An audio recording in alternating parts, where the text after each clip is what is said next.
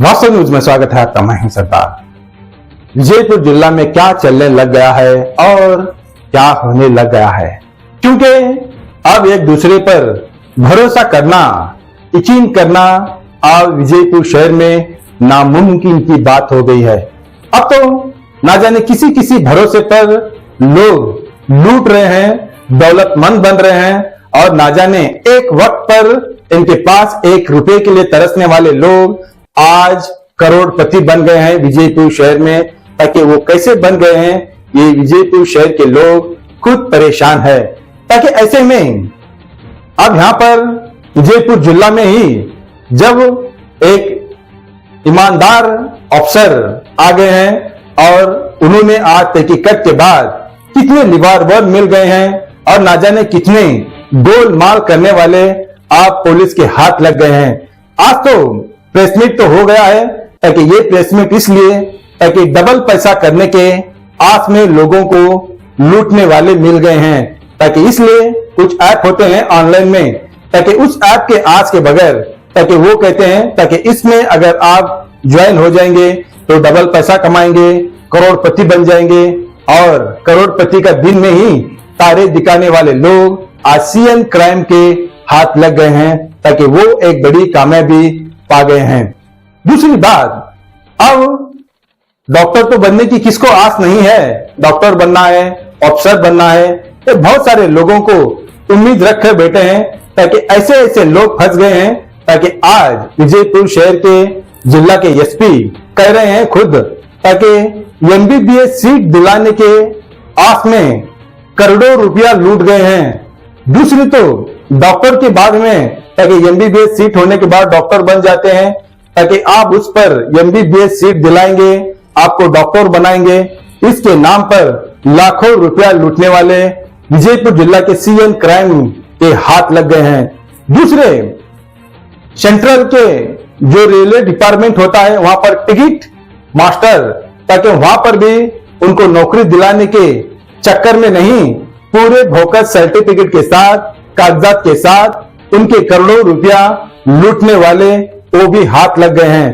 ताकि सुना जा रहा है विजयपुर शहर के आसपास तो सिर्फ यही चलने लग गया है, किसी को डॉक्टर बनाने का है, किसी को गवर्नमेंट सर्वेंट बनाने का है, ना जाने ऐसे बातों में आकर आज भी लोग फंस जा रहे हैं। ताकि इतने कलर मीडिया के जमाने में, colour and black and white जमाना वो था जब कोई फंस जाता था, मगर आज इस कलर दुनिया में भी फंस रहे हैं लोग।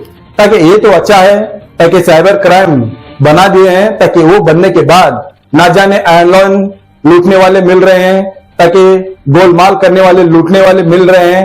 ताकि ये तो अच्छी बात है, ताकि इस साइबर क्राइम से बहुत सारे लोगों को अब अच्छा भी हो रहा है, मगर लोग आज भी फंस भी रहे हैं। ताकि अब यहां पर करोड़ों रुपया लूटने वालों को अब यहां पर कानून के हिरासत में है और कुछ लोग फरार भी हो गए हैं, मगर आज ना कल वो तो पुलिस के तो हाथ जरूर लगेंगे। मगर सबसे पहले ये मुकद्दर की बात यह है, ताकि बदकिस्मती की बात है, आज के जमाने में नौकरी कहां लग जाएगी, कौन लगाएगा नौकरी। अब एमबीबीएस सीट दिलाने की जो आस लगाकर यहाँ पर करोड़ों रुपया लूट गए हैं, ताकि आखिर इसके पीछे कौन है। ताकि कुछ ना कुछ जरूर इसमें मास्टरमाइंड जरूर होता होगा, जो करोड़ों रुपया जो डबल पैसे का और ना जाने एमबीबीएस सीट और ना जाने सेंट्रल गवर्नमेंट में रेलवे डिपार्टमेंट में लगाने की आईडी कार्ड कागजात भी बनाकर ऑनलाइन दिलाकर इनको फंसा रहे हैं।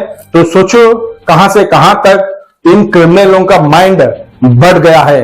ताकि उससे बड़ा माइंड वो है जो इनके पीछे तहकीकात में जुड़कर अब यहां पर पुलिस प्रशासन इन सभी धोखेदारों को पकड़कर हिरासत में ले ली है। ताकि आप भी होशियार रही है, ताकि कुछ भी करना है तो सोच समझ के कीजिएगा। मगर विजयपुर शहर में ना जाने कब किसके नाम पर जमीनें चले जाएंगे पता नहीं है, मगर कब किसके नाम पर लाखों रुपया लूटने वाले हैं, लूटेंगे मालूम नहीं। मगर कब किस वक्त पर किसकी जायदाद, किसकी धन दौलत कहां किसके नाम चले जाते हैं बिल्कुल ही पता नहीं है। आपको अगर जमीन खरीदना है जरा सोच समझकर खरीदेगा, ताकि किस किस के नाम पर हो जाएगा पता नहीं है। ताकि वो पहले उसकी छानबीन करना आपको जरूरी है।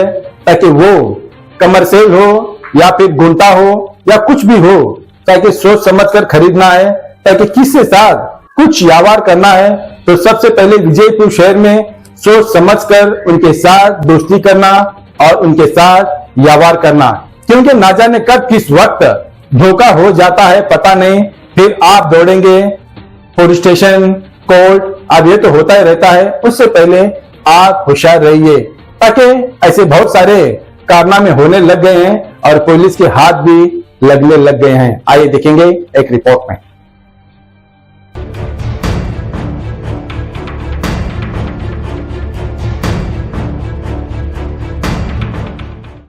ವಿಜಯಪುರ ಜಿಲ್ಲೆಯ ಸಣ್ಣ ಪೊಲೀಸ್ ಠಾಣೆ ಅಡಿಯಲ್ಲಿ ಒಟ್ಟು 5 ಪ್ರಕರಣಗಳು ದಾಖಲಾಗಿತ್ತು. Digital arrest, crypto trading, part time job, share market trading, railway ಇಲಾಖೆಯಲ್ಲಿ ನೌಕರಿ ಕೊಡಿಸ್ತೀನಿ ಅಂತಂತೇಳಿ, ಮತ್ತೆ MBBS ಸೀಟನ್ನ ಕೊಡಿಸ್ತೀನಿ ಅಂತಂತೇಳಿ ಈ ರೀತಿ ಒಟ್ಟು 5 ಸೈಬರ್ ಪ್ರಕರಣಗಳು, ಆರ್ಥಿಕ ವಂಚನೆ, ಆನ್ಲೈನ್ ಪ್ರಕರಣಗಳು ದಾಖಲಾಗಿರ್ತವೆ. ಸೊ ಈ ಪ್ರಕರಣ ಉಸ್ತುವಾರಿಯನ್ನು ವಹಿಸಿದಂತಹ ನಮ್ಮ DSP ಸನ್ ಸುನೀಲ್ ಕಾಂಬ್ಳೆ ಮತ್ತು DSP ಸನ್ ಆದಂತಹ ರಮೇಶ್ ಅವುಜಿ ಅವರ ನೇತೃತ್ವದಲ್ಲಿ ಅವರ ಪೊಲೀಸ್ ಅಧಿಕಾರಿ ಮತ್ತು ತನಿಖಾ ತಂಡ ಈ 5 ಪ್ರಕರಣಗಳನ್ನು ಭೇದಿಸುವಲ್ಲಿ ಯಶಸ್ವಿಯಾಗಿದೆ. ಈ ಪ್ರಕರಣಗಳ ಮಾಹಿತಿ ಈ ರೀತಿ ಇರುತ್ತೆ. ಕ್ರೈಮ್ ನಂಬರ್ 27/24 IT ಆಕ್ಟ್ ಮತ್ತು 420 ಅಡಿಯಲ್ಲಿ ಒಂದು ಪ್ರಕರಣ ದಾಖಲಾಗಿತ್ತು. ವಿಜಯಪುರದ ವ್ಯಕ್ತಿ kepex.com ಅನ್ನುವಂಥ ಟ್ರೇಡಿಂಗ್ ಅಪ್ಲಿಕೇಶನ್ದಲ್ಲಿ ಸುಮಾರು 1,88,00,000 ಅದನ್ನ ಹೂಡಿಕೆಯನ್ನು ಮಾಡಿರ್ತಾನೆ. ದಿನಕ್ಕೆ ಪ್ರತಿ ತಿಂಗಳು ಪ್ರತಿಶತ 30% ಲಾಭಾಂಶ ಕೊಡುತ್ತೆ ಅಂತಂತೇಳಿ ಅವರು ಪ್ರಾಮಿಸ್ ಮಾಡಿರ್ತಾರೆ. ಆ ಹಿನ್ನೆಲೆಯಲ್ಲಿ ಈತ 1,88,00,000 ಇನ್ವೆಸ್ಟ್ಮೆಂಟ್ ಮಾಡಿ ವಂಚನೆಗೆ ಒಳಗಾಗಿರ್ತಾನೆ. ಆ ಹಿನ್ನೆಲೆಯಲ್ಲಿ ಈ ಕೃತ್ಯವನ್ನು ಎಸಗಿದಂತ 2 ಜನರನ್ನ ವಿಚಾರಣೆಯನ್ನ ಮಾಡಿ ಅವರಿಗೆ ತನಿಖೆಯನ್ನ ಕೈಗೊಂಡು ಅವರ ಬ್ಯಾಂಕ್ ಖಾತೆಗಳನ್ನು ಫ್ರೀಜ್ ಮಾಡಿ ಅವರಿಂದ ಒಟ್ಟು 1,26,34,645 ರೂಪಾಯಿಗಳನ್ನ ನಮ್ಮ ಸನ್ ಪೊಲೀಸ್ ಅಧಿಕಾರಿಗಳು ರಿಕವರಿ ಮಾಡಿ ವಿಕ್ಟಿಮ್ಗೆ ಅದನ್ನ ಕೊಡಿಸುವಲ್ಲಿ ಯಶಸ್ವಿಯಾಗಿರ್ತಾರೆ. ಅದೇ ರೀತಿ ನಮ್ಮ ಸನ್ ಪೊಲೀಸ್ ಠಾಣೆಯಲ್ಲಿ ಪ್ರಕರಣ ದಾಖಲಾದಂತಹ ಕ್ರೈಮ್ ನಂಬರ್ 38/2024 IT ಆಕ್ಟ್ ಮತ್ತೆ 419, 420 IPC ಅಡಿಯಲ್ಲಿ ಈಗಾಗಲೇ ತಾಳಿಕೋಟೆ ಪಟ್ಟಣದ ನಿವಾಸಿಯವರಾದಂತವರು ಕ್ಯಾಪಿಟಲಿಕ್ಸ್ ಎಂಬ ಟ್ರೇಡಿಂಗ್ ಅಪ್ಲಿಕೇಶನ್ದಲ್ಲಿ ಹಣ ಹೂಡಿಕೆ ಮಾಡಿರ್ತಾರೆ. ಸೊ ಏನಿದೆ ಆನ್ಲೈನ್ ಟ್ರೇಡಿಂಗ್ ಅಲ್ಲಿ ಹಣ ಹೂಡಿಕೆ ಮಾಡ್ತಾರೆ, ಇವರಿಗೆ ಅಂತಾರಾಷ್ಟ್ರೀಯ ಮಟ್ಟದಲ್ಲಿ ಕ್ರೂಡ್ ಆಯಿಲ್ ಆಗಿರ್ಬೋದು, ಕ್ರಿಪ್ಟೋ ಕರೆನ್ಸಿ ಆಗಿರ್ಬೋದು, ಬಂಗಾರ ಆಗಿರ್ಬೋದು, ಶೇರ್ ಮಾರ್ಕೆಟ್ ಆಗಿರ್ಬೋದು, ಅದರಲ್ಲಿ ನಾವು ಇನ್ವೆಸ್ಟ್ ಮಾಡಿ ಅತಿ ಹೆಚ್ಚಿನ ಲಾಭಾಂಶವನ್ನು ಕೊಡಿಸ್ತೀವಿ ಅನ್ನುವಂಥ ಒಂದು ಆಸೆಯನ್ನು ತೋರಿಸಿ ಈ ರೀತಿಯಾಗಿ ವಂಚನೆ ಮಾಡಿರ್ತಾರೆ. ಇವರಿಗೂ ಕೂಡ ತಿಂಗಳಿಗೆ ಪ್ರತಿಶತ 30% ಲಾಭಾಂಶವನ್ನು ನಾವು ತಂದು ಕೊಡ್ತೀವಿ ಅಂತ ಹೇಳಿರ್ತಾರೆ. ಹೀಗಾಗಿ ಇವರು ಸುಮಾರು 87 ಲಕ್ಷಗಳನ್ನ ಹೂಡಿಕೆಯನ್ನ ಮಾಡಿರ್ತಾರೆ. ಅದಾದ್ಮೇಲೆ ಅವ್ರಿಗೆ ಗೊತ್ತಾಗುತ್ತೆ ಇದು ನಾವು ಮೋಸದ ಜಾಲಕ್ಕೆ ಬಿದ್ದಿದ್ದೀವಿ ಅಂತಂತೇಳಿ. ಈಗಾಗಲೇ ಈ ಕೇಸ್ನಲ್ಲಿ 68,25,000 ರಿಕವರಿ ಮಾಡಿ ಕೊಡಲಾಗಿತ್ತು. ಇನ್ನು ಬಾಕಿ ಉಳಿದಂತ 18 ಲಕ್ಷವನ್ನ ಕೂಡ ಎಲ್ಲ 8 ಆರೋಪಿತರಿಂದ ವಶಪಡಿಸಿಕೊಂಡು ವಿಕ್ಟಿಮ್ಗೆ ವಾಪಸ್ ಕೊಡಿಸುವಲ್ಲಿ ನಮ್ಮ ಸನ್ ಪೊಲೀಸ್ ಅಧಿಕಾರಿಗಳು ಯಶಸ್ವಿಯಾಗಿರುತ್ತಾರೆ. ಅದೇ ರೀತಿ ಸನ್ ಪೊಲೀಸ್ ಠಾಣೆ ಅಪರಾಧ ಸಂಖ್ಯೆ 60/2024 IT ಆಕ್ಟ್ ಮತ್ತು 318, 319, 336, 338, 340, 351 BNS ಅಡಿಯಲ್ಲಿ ಪ್ರಕರಣ ದಾಖಲಾಗಿರುತ್ತೆ. ಇಲ್ಲಿ ಒಟ್ಟು 13 ಜನ ಅಮಾಯಕರಿಗೆ ರೈಲ್ವೆ ಇಲಾಖೆಯಲ್ಲಿ ನೌಕರಿ ಕೊಡಿಸ್ತೀವಿ ಅಂತಂತ ಹೇಳಿ ಜಾರ್ಖಂಡ್ ಮತ್ತು ದೆಹಲಿ ರಾಜ್ಯದ ಆರೋಪಿತರೊಂದಿಗೆ ಬಬಲೇಶ್ವರ ತಾಲೂಕಿನ ನಾಗರಾಳ್ ಗ್ರಾಮದ ಸಿಕಂದರ್ ಮೊಹಮ್ಮದ್ ಬಸರ್ಗಿ ಅನ್ನುವಂಥ ವ್ಯಕ್ತಿ ಈ 13 ಜನಕ್ಕೆ ಸುಮಾರು 1,61,00,000 ಮೋಸ ಮಾಡಿರ್ತಾರೆ. ಇವರಿಗೆ ಹಣ ಪಡೆದುಕೊಂಡು ನಕಲಿ ತರಬೇತಿ ಆದೇಶ ಪತ್ರವನ್ನ ಇಮೇಲ್ ಮತ್ತೆ ಪೋಸ್ಟ್ ಮೂಲಕ ಕಳುಹಿಸಿ, ಅಷ್ಟೇ ಅಲ್ಲದೆ ಜಾರ್ಖಂಡ್ ರಾಜ್ಯದ ರಾಂಚಿ ಸಮೀಪದ ಹಟ್ಟಿ ಎನ್ನುವಂತ ಪಟ್ಟಣಕ್ಕೆ ಕರ್ಕೊಂಡು ಹೋಗಿ ಅವರಿಗೆ ನಕಲಿ ತರಬೇತಿಯನ್ನು ಕೂಡ ಕೊಟ್ಟಿರ್ತಾರೆ. ನಕಲಿ ಆದೇಶ ಪತ್ರವನ್ನ ಕಳುಹಿಸಿ ರೈಲ್ವೆ ಇಲಾಖೆಯಲ್ಲಿ ಟಿಕೆಟ್ ಕಲೆಕ್ಟರ್ ಆಗಿ ನಾವು ನಿಮ್ಮನ್ನ ಅಪಾಯಿಂಟ್ಮೆಂಟ್ ಕೊಡಿಸ್ತೀವಿ ಅಂತಂತ ಹೇಳಿ ಅವರನ್ನ ಎಲ್ಲಾ ದಾಖಲಾತಿಗಳನ್ನ ಪಡೆದುಕೊಂಡು ರೈಲ್ವೆ ಇಲಾಖೆ ನಕಲಿ ID ಕಾರ್ಡ್ ಅನ್ನು ಕೂಡ ಇವರಿಗೆ ಮಾಡಿಸಿಕೊಟ್ಟಿರ್ತಾರೆ. ಸುಮಾರು 3-4 ತಿಂಗಳಾದ್ಮೇಲೆ ಗೊತ್ತಾಗುತ್ತೆ ಇವರು ಮೋಸ ಮಾಡ್ತಾ ಇದ್ದಾರೆ ಅಂತಂತೇಳಿ. ಸೊ ಇವರು ಪ್ರಶ್ನೆ ಮಾಡಿದಾಗ ರೈಲ್ವೆ ಇಲಾಖೆಯಲ್ಲಿ ನೌಕರಿ ಕೊಡಿಸ್ತೀನಿ ಅನ್ನೋರು CBIನವರು ಅರೆಸ್ಟ್ ಮಾಡಿದರೆ, ಇನ್ಮೇಲೆ ನಿಮಗೆ ನೌಕರಿ ಸಿಗಲ್ಲ ಹೋಗಿ ಅಂತ ಅವ್ರನ್ನ ಕಳಿಸ್ಕೊಟ್ಟು ಬಿಡ್ತಾರೆ.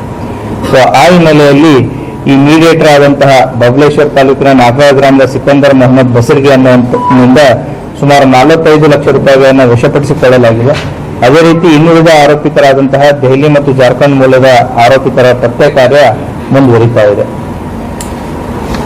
4ನೇ ಪ್ರಕರಣ ನಮ್ಮ ಸೆಂಟ್ ಪೊಲೀಸ್ ಠಾಣೆ ಅಪರಾಧ ಸಂಖ್ಯೆ 34/24 ಐಟಿ ಆಕ್ಟ್ ಮತ್ತು 318, 319 BNS ಅಡಿಯಲ್ಲಿ ವಿಜಯಪುರ ನಗರದ ವ್ಯಾಪಾರಿಯೊಬ್ಬರಿಗೆ ದ ಅಪ್ಟಾ ಟ್ರೇಡಿಂಗ್ ಆಪ್ ಅನ್ನುವಂಥದ್ರಲ್ಲಿ ಇನ್ವೆಸ್ಟ್ಮೆಂಟ್ ಮಾಡಿಸಿ ಇವರಿಗೆ ಪ್ರತಿ ದಿವಸ 4% ನಾವು ಲಾಭಾಂಶ ಕೊಡ್ತೀವಿ ಅಂತಂತೇಳಿ ಆಸೆನ ತೋರಿಸಿರ್ತಾರೆ.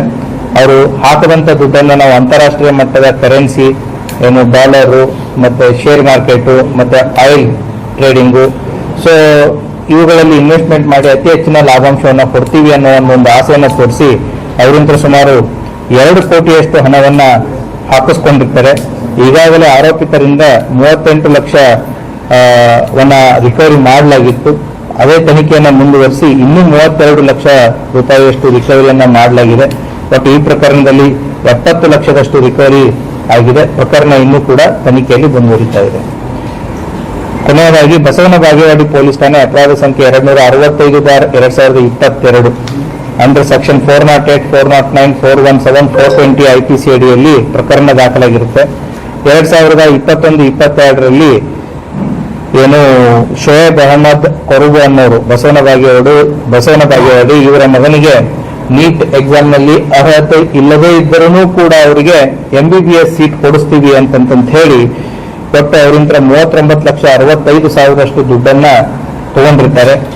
ಆರೋಪಿತರಾದಂತಹ ಶಂಶುದ್ದೀನ್ ಕಕ್ಕೇರಿ ವಿಜಯಪುರ ಮತ್ತೆ ಮೊಹಮ್ಮದ್ ಅಕೀಬ್ ಜಾವೀದ್ ಅಂತ ಏನಿವನು ಕಲಬುರಗಿಯವನು, ಈತ ವಿದೇಶಕ್ಕೆ ಹೋಗಿರ್ತಾನೆ. ಲುಕೌಟ್ ನೋಟಿಸ್ ಅನ್ನ ಜಾರಿ ಮಾಡಲಾಗಿ ಆರೋಪಿತನಿಂದ ಮುಂಬೈ ಏರ್ಪೋರ್ಟ್ ನಲ್ಲಿ ಆತನನ್ನ ವಶಪಡಿಸಿಕೊಂಡು ದಸ್ತಗಿರಿ ಮಾಡಿ ಕರೆತರಲಾಗಿರುತ್ತೆ. ಈ ಇಬ್ಬರು ಆರೋಪಿತರಿಂದ ಸುಮಾರು 26,56,000 ರಿಕವರಿ ಮಾಡಿ ಈಗಾಗಲೇ ವಿಕ್ಟಿಮ್ಗೆ ಕೊಡಲಾಗಿದೆ. ತಪ್ಪಿಸಿಕೊಂಡಂತಹ ಇನ್ನೊಬ್ಬ ಆರೋಪಿಗೋಸ್ಕರ ತನಿಖೆ ನಡೀತಾ ಇದೆ. ಹೀಗೆ ಒಟ್ಟು 5 ಆನ್ಲೈನ್ ವಂಚನೆ ಮತ್ತು ವಂಚನೆ ಪ್ರಕರಣಗಳಲ್ಲಿ ನಮ್ಮ ವಿಜಯಪುರದ ಸೆನ್ ಪೊಲೀಸ್ ಠಾಣೆಯ ಡಿವೈಎಸ್ಪಿ ಆದಂತಹ ಸುನಿಲ್ ಕಾಂಬ್ಳೆ ಮತ್ತು ಇನ್ಸ್ಪೆಕ್ಟರ್ ಆದಂತಹ ರಮೇಶ್ ಔಜಿ ಅವರು ಮತ್ತು ಅವರ ಸಿಬ್ಬಂದಿ ವರ್ಗದವರೆಲ್ಲ ಸೇರಿ ಸುಮಾರು 2,47,84,645 ರೂಪಾಯಿಗಳನ್ನ ವಶಪಡಿಸಿಕೊಂಡು ಮೋಸಕ್ಕೆ ಒಳಗಾದಂತಹ ಜನರಿಗೆ ಒದಗಿಸಿಕೊಡುವಲ್ಲಿ ಪ್ರಮುಖ ಪಾತ್ರವನ್ನ ವಹಿಸಿರ್ತಾರೆ. ಅವರ ಕಾರ್ಯವನ್ನ ಮತ್ತು ಅವರ ಸಿಬ್ಬಂದಿಯ ಕಾರ್ಯವನ್ನ ಬಹಳ ಶ್ಲಾಘಿಸಲಾಗುತ್ತೆ. ಮತ್ತೆ ಇದೇ ರೀತಿ ಕೂಡ ಅವರ ಕಾರ್ಯವನ್ನ ಮುಂದುವರಿಸಲಿ ಅಂತ ಹೇಳಿ ತಿಳಿಸಲಾಗ್ತಾ ಇದೆ. ಮತ್ತೆ ವಿಜಯಪುರ ನಗರ ಮತ್ತು ಜಿಲ್ಲೆಯಾದ್ಯಂತ ಮೊಬೈಲ್ಗಳನ್ನ ಕಳ್ಕೊಂಡವರಿಗೆ ಈಗ CEIR ಪೋರ್ಟಲ್ ಅಂತ ಇದೆ. ಆ CEIR ಪೋರ್ಟಲ್ನಲ್ಲಿ ಅದಕ್ಕೆ ಸಂಬಂಧಪಟ್ಟಂತ ಮಾಹಿತಿಯನ್ನು ನೀವು ಅಪ್ಡೇಟ್ ಮಾಡಿದ್ರೆ ತಮ್ಮ ಮೊಬೈಲ್ ನಂಬರ್ ಅನ್ನ ಇನ್ನೊಬ್ರು ಯೂಸ್ ಮಾಡಕ್ ಆಗಲ್ಲ. ಸೊ ಅವ್ರು ಏನಾದ್ರೂ ಯೂಸ್ ಮಾಡಿದ್ರೆ ಅದರದ ಮಾಹಿತಿ ನಮಗೆ ಗೊತ್ತಾಗುತ್ತೆ. ಆ ಹಿನ್ನೆಲೆಯಲ್ಲಿ 5 ಮೊಬೈಲ್ ವರ್ತ್ 1,12,000 ಮೊಬೈಲ್ಗಳನ್ನ ಕೂಡ ವಶಪಡಿಸಿಕೊಳ್ಳಲಾಗಿದೆ.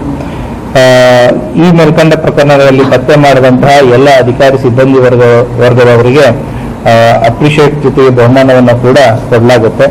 ಸೊ ಈಗಾಗಲೇ ಈ ಸೈಬರ್ ಕ್ರೈಮ್ಗೆ ಸಂಬಂಧಪಟ್ಟಂತೆ ಜನರಿಗೆ ಹೇಳೋದೇನು ಅಂತಂತಂದ್ರೆ ಸೊ ತಾವು ಮೋಸಕ್ಕೆ ಒಳಗಾಗಬೇಡಿ ಅನ್ನೋದು ಫಸ್ಟ್. ಸೊ ಸಾಕಷ್ಟು ರೀತಿಯಾದಂತಹ ಸಾಕಷ್ಟು ವಿಧದ ರೀತಿಯಲ್ಲಿ ಯಾವ್ಯಾವ ರೀತಿಯಲ್ಲಿ ಜನ ಮೋಸ ಮಾಡ್ತಾರೆ ಅನ್ನೋದಿದೆ. ಸೊ ಅತಿ ಹೆಚ್ಚಿನ ಲಾಭಾಂಶಕ್ಕೆ ಸಿಗುತ್ತೆ ಅನ್ನೋವಂಥ ಒಂದು ದುರಾಸೆಗೆ ಒಳಗಾಗಿ ಜನ ಇನ್ವೆಸ್ಟ್ ಮಾಡ್ತಾರೆ. ದಯವಿಟ್ಟು ಆ ರೀತಿ ಮಾಡಕ್ ಹೋಗಬೇಡಿ. ಒಂದು ಪ್ರಿಕಾಷನ್ ಇಸ್ ಮೋರ್ ಇಂಪಾರ್ಟೆಂಟು. ಎರಡನೇದಾಗಿ ಆ ರೀತಿ ತಾವು ವಂಚನೆಗೆ ಒಳಗಾದಾಗ ಇಮಿಡಿಯೇಟ್ಲಿ ಹತ್ತಿರದ ಪೊಲೀಸ್ ಠಾಣೆಗೆ ಹೋಗಿ ಇಮಿಡಿಯೇಟ್ಲಿ ಕಂಪ್ಲೇಂಟ್ ಅನ್ನು ಕೊಡಿ. ಇಲ್ಲ 1930 ಅಂತೇಳಿ ನಮ್ದೇನು ಪೋರ್ಟಲ್ ಇದೆ, ಆ ಪೋರ್ಟಲ್ಗೆ ತಾವು ಫೋನ್ ಮಾಡಿ ಕರೆ ಮಾಡಿ ಅವ್ರು ಕೇಳುವಂತ ಎಲ್ಲಾ ಮಾಹಿತಿಯನ್ನ ಕೊಟ್ಟಿದ್ದೇ ಆಗಿದ್ದಲ್ಲಿ ಅದು ಕೂಡ ಹತ್ತಿರದ ಪೊಲೀಸ್ ಠಾಣೆಗೆ ಮಾಹಿತಿ ಬಂದು ಸೈಬರ್ ಪ್ರಕರಣವನ್ನು ದಾಖಲು ಮಾಡಿ ತನಿಖೆಯನ್ನು ಕೈಗೊಳ್ಳಲಾಗುವುದು. ಅದರಿಂದ ಸೈಬರ್ ಅಪರಾಧಗಳನ್ನ ತಡೆಗಟ್ಟೋದು ಎಷ್ಟು ಮುಖ್ಯ ಇದೆಯೋ ಅದೇ ರೀತಿ ಕೂಡ ಸೈಬರ್ ಅಪರಾಧಗಳಾದಾಗ ಅದನ್ನ ರಿಪೋರ್ಟ್ ಮಾಡಿ ಪೊಲೀಸ್ ಇಲಾಖೆ ಜನರನ್ನ ಮೋಸಕ್ಕೆ ಒಳಗಾಗೋದನ್ನ ತಡೆಗಟ್ಟೋದಕ್ಕೆ ಮತ್ತೆ ಮೋಸಕ್ಕೆ ಒಳಗಾದವರನ್ನ ಕಂಪ್ಲೇಂಟ್ ಅನ್ನ ತಗೊಂಡು ತನಿಖೆ ಮಾಡಿ ಅವರಿಗೆ ನ್ಯಾಯವನ್ನ ಕೊಡಿಸುವಂತ ಕಾರ್ಯವನ್ನ ಮಾಡ್ತಾ ಇದೆ. Thank you. ಒಂದೇ ಪ್ರಕರಣ ಇನ್ನೂ ಜಾಸ್ತಿ ಇದಾವೆ? ಅದು ಒಂದೇ ಪ್ರಕರಣ ಅಂದ್ರೆ ಈ ರೀತಿನೂ ಕೂಡ ಮೋಸ ಆಗುತ್ತೆ ಅನ್ನೋದು ಈಗ ನೀವೆಲ್ಲ ನೋಡ್ತಾ ಇದ್ರೆ. ಇದರಲ್ಲಿ ನಾವು ವೆರೈಟೀಸ್ ಆಫ್ ಕೇಸಸ್ ಇದೆ. ಒಂದು ಆನ್ಲೈನ್ ಟ್ರೇಡಿಂಗ್ ಅಂತಂತೇಳಿ ಇಂಟರ್ನ್ಯಾಷನಲ್ ಇನ್ವೆಸ್ಟ್ಮೆಂಟ್, ನಾವು ಇಂಟರ್ನ್ಯಾಷನಲ್ ಲೆವೆಲ್ದಲ್ಲಿ ಇನ್ವೆಸ್ಟ್ಮೆಂಟ್ ಮಾಡಿ ಅತಿ ಹೆಚ್ಚಿನ ಲಾಭಾಂಶವನ್ನು ತಂದು ಕೊಡ್ತೀವಿ ಅಂತಂತ ಹೇಳಿ ಆನ್ಲೈನ್ ಆ್ಯಪ್ಸ್ಗಳ ಮೂಲಕ, ಇಂಟರ್ನೆಟ್ ಜಾಲತಾಣಗಳ ಮೂಲಕ ಆಗಿರುವಂತಹ ಅಪರಾಧಗಳಿದಾವೆ. ಅದೇ ರೀತಿ MBBS ಸೀಟ್ ಕೊಡಿಸ್ತೀನಿ ಅಂತಂತೇಳಿ ಅಮಾಯಕರಿಗೆ ನೀಟ್ ಎಕ್ಸಾಮ್ದಲ್ಲಿ ಅವನಿಗೆ ಅರ್ಹತೆನೇ ಇಲ್ಲ, ಆದ್ರೂ ಕೂಡ MBBS ಸೀಟ್ ಕೊಡಿಸ್ತೀನಿ, ತಂದೆ ತಾಯಿ ಅವ್ರು ಏನ್ ಮಾಡ್ತಾರೆ, ಮಗ ಡಾಕ್ಟರ್ ಆಗ್ಲಿ ಮಗಳು ಡಾಕ್ಟರ್ ಆಗ್ಲಿ ಅನ್ನುವಂತ ಒಂದು ಆಸೆಗೆ ಬಿದ್ದು ಈ ರೀತಿ ಮೋಸ ಹೋಗ್ತಾರೆ. ಅದು ಒಂದು ರೀತಿ ಇದು. ಅದೇ ರೀತಿ ನೌಕರಿ ಕೊಡಿಸ್ತೀನಿ ಅನ್ನುವಂತ ಒಂದು ಜಾಲ ಕೂಡ. ಸೊ ನಿಮ್ಗೆ ಗೊತ್ತಿದೆ, ವಿಜಯಪುರ ಜಿಲ್ಲೆ ಕೃಷಿ ಪ್ರಧಾನವಾದಂತಹ ಜಿಲ್ಲೆ. ಇಲ್ಲಿ ತಂದೆ ತಾಯಿಯವರ ಹೊಲ ಮನೆಗಳನ್ನ ಮಾರಿಬಿಟ್ಟು ಮಕ್ಕಳಿಗೆ ನೌಕರಿ ಸಿಗುತ್ತೆ ಅನ್ನುವಂತ ಒಂದು ಆಸೆಗೆ ಬಿದ್ದು ಈ ರೀತಿ ಮೋಸಕ್ಕೊಳಗಾಗ್ತಾ ಇರೋದು. ಸೊ ರೈಲ್ವೆ ಇಲಾಖೆಯಲ್ಲಿ ಕೂಡ ಇದೇ ರೀತಿ ನಾವು ನೌಕರಿ ಕೊಡಿಸ್ತೀವಿ ಅಂತಂದ್ರೆ ಮೋಸಕ್ಕೊಳಗಾಗಿರೋದು. ಸೊ ಯಾವ ರೀತಿ ಜನ ಇನ್ನೋಸೆಂಟ್ ಜನ ಆಸೆಗೆ ಒಳಪಟ್ಟು ಸೊ ಈ ರೀತಿಯಾಗಿ ಮೋಸ ಹೋಗ್ತಾ ಇರ್ತಾರೆ. ಈ ವಿವಿಧ ಪ್ರಕರಣಗಳನ್ನ ಬೆಳಕಿಗೆ ತರುವ ಉದ್ದೇಶ ಏನು ಅಂತಂತಂದ್ರೆ ಈ ರೀತಿ ತಾವು ಮೋಸಕ್ಕೆ ಒಳಗಾಗಬೇಡಿ ಅನ್ನುವಂತ ಒಂದು ಉದ್ದೇಶ, ಮತ್ತೆ ಒಳಗಾಗಲೂ ಕೂಡ ಪ್ರಕರಣವನ್ನು ದಾಖಲಿಸೋದಕ್ಕೆ ಮುಂದೆ ಬನ್ನಿ ಅನ್ನೋದು ಎರಡನೇ ಉದ್ದೇಶ. Thank you. Yes, yes, yes. Well planned, systematically planned. They have taken to the Jharkhand. Ranchi ಹತ್ರ ಒಂದು ಊರಿಗೆ ಕರ್ಕೊಂಡು ಹೋಗಿ ಅಲ್ಲಿ ಸುಮಾರು 1 ತಿಂಗಳ ಕಾಲ ಅವ್ರಿಗೆ ಅಲ್ಲೇ ಟ್ರೈನಿಂಗ್ ಕೊಡ್ತಾರೆ. That is systematic. Railway hospital medical mixers. Yes, yes. They are aware of it. They are aware of it. ಅಲ್ಲಿ ಕೂಡ ಜಾರ್ಖಂಡಲ್ಲಿ ಕೂಡ ಇದಕ್ಕೆ ಸಂಬಂಧಪಟ್ಟಂತ ಪ್ರಕರಣಗಳು ದಾಖಲಾಗಿದೆ. ಜಾಲ ದೊಡ್ಡದಿದೆ, ಇಲ್ಲ ಅಂತ ಹೇಳ್ತಾ ಇಲ್ಲ. As of now all these are under investigation. Bank ಖಾತೆ ಕೂಡ ತೆರೆದಿದೆ. ಆ ಬ್ಯಾಂಕ್ ಖಾತೆಗಳಿಗೆ 3 ತಿಂಗಳು ಕಂಟಿನ್ಯೂಸ್ ಆಗಿ ಅವರಿಗೆ ಸ್ಯಾಲರಿ ಕೂಡ ಕ್ರೆಡಿಟ್ ಆಗಿದೆ ಅಂತ ಕೇಳ್ಬೋದು. ಕರೆಕ್ಟ್. ಅವ್ರಿಗೆ ಬ್ಯಾಂಕ್ ಕೂಡ ಕ್ರಿಯೇಟ್ ಮಾಡಿ ಮಾತಾಡೋದು ಫುಲ್ಲಿ ಪ್ಲಾನ್ ಅಂತ.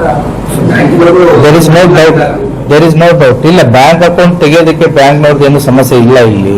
ಅವ್ರ ಅಕೌಂಟ್ ತೆಗಿ ಅಂತಂದಾಗ ಇವರು ಎಂಪ್ಲಾಯೀಸ್ಗಳು ತೆಗೆದಿರ್ತಾರೆ, ಕತ್ತೊಂದು ಅಕೌಂಟ್ ಡೀಟೇಲ್ಸ್ ಕೊಡಿ ಅಂತಂದಾಗ ಸೊ ಅವರನ್ನ ನಂಬಿಕೆಗೆ ಒಳಗಾಗಬೇಕು ಅಂತಂದ್ರೆ ಸ್ಟಾರ್ಟಿಂಗ್ 2 months 3 months ಅವ್ರು ಹೇಳಿದಂತ ಪ್ರಾಮಿಸ್ ಮಾಡಿದಂತಹ ಪ್ರತಿಶತ ಲಾಭಾಂಶವನ್ನ ಕೊಡೋದನ್ನು ಕೂಡ ಇರುತ್ತೆ. ಈಗ ನೀವು 50 ರೂಪಾಯಿ ಇನ್ವೆಸ್ಟ್ಮೆಂಟ್ ಮಾಡಿ 10 ರೂಪಾಯಿ ಲಾಭ ಬಂದಾಗ ಲಾಭ ಬರ್ತಾ ಇದೆ ಅಂತ ಮತ್ತೆ ಇನ್ನೂ 50 ರೂಪಾಯಿ ಇನ್ವೆಸ್ಟ್ಮೆಂಟ್ ಮಾಡ್ತಾರೆ, ಅವಾಗ್ಲೂ 10 ರೂಪಾಯಿ ಅಂತಾರೆ. ಒಂದು 500 ಹಾಗೆ ಮಾಡ್ತಾರೆ. 500 ಅವ್ರು ಹೇಳಿದಾಗ ರಿಟರ್ನ್ ಕೊಡ್ತಾರೆ. ಒಮ್ಮೆ ಹೇಳ್ತಾರೆ 500 ಏನ್ ಮಾಡ್ತಾರೆ, ಒಮ್ಮೆ 5 ಲಕ್ಷ ಹಾಕಿ ಅಂತಂತಾರೆ. ಇದೇ ರೀತಿ ಮೋಸದ ಜಾಲ ಬರೋ ಒಂದಕ್ಕೆ ಆಗಲ್ಲ. ಮೊದಲು ನಂಬಿಕೆಯನ್ನ ಅವರು ಬೆಳೆಸಬೇಕಾಗುತ್ತೆ. ಅದಕ್ಕೆ ಫಸ್ಟ್ ಮಂತ್ಸು 2 months 3 months ಅವ್ರನ್ನ ಸಿಸ್ಟಮೆಟಿಕ್ ಆಗಿ ಅವ್ರು ಏನ್ ಹೇಳ್ತಾರೆ ಅದನ್ನ ಕೊಡೋದಕ್ಕೆ ಸ್ಟಾರ್ಟ್ ಮಾಡ್ತಾರೆ. ಕೊನೆಗೆ ದೊಡ್ಡ ಪ್ರಮಾಣದ ಅಮೌಂಟ್ ಅನ್ನ ದುಡ್ಡನ್ನ ನೀವು ಹಾಕದಾಗ ಅವಾಗ ನಿಮಗೆ ಗೊತ್ತಾಗುತ್ತೆ ಇದು ದುಡ್ಡು ಬರ್ತಾ ಇಲ್ಲ ವಾಪಸ್ಸು ಅಂತೇಳಿ. ಅವಾಗ ನಿಮಗೆ ಅನ್ಸುತ್ತೆ ನೀವು ಮೋಸ ಹೋಗ್ತಾ ಇದ್ದೀರಿ ಅಂತ. Thank you.